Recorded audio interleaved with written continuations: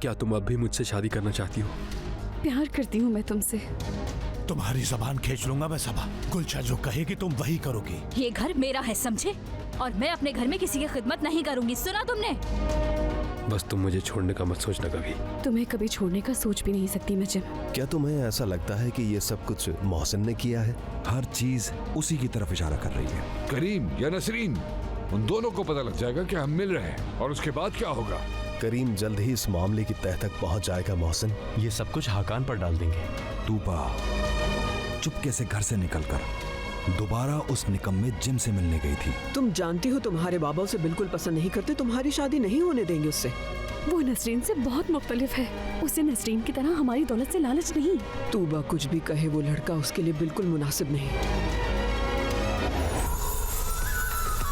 देखिए drama serial इश्क एक गुनाह रोजाना रात 7 बजे सिर्फ AAN TV पर।